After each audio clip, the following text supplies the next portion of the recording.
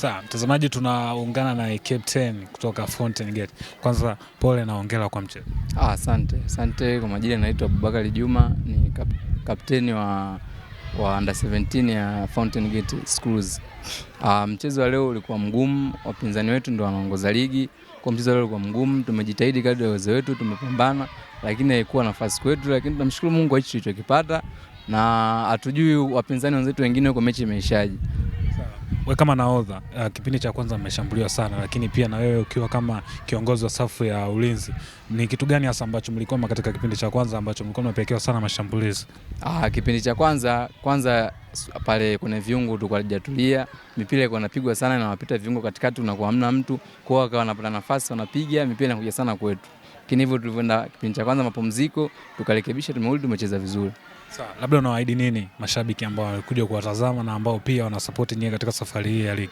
Cha kwanza tuwashukuru kwa wote waliokuja leo kututazama hapa.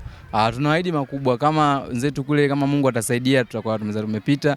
Wazidi kuja kwa wingi na tunawaahidi makubwa sana katika mechi zijazo. Kama Mungu atasaidia tutakuwa tumepita. Asante.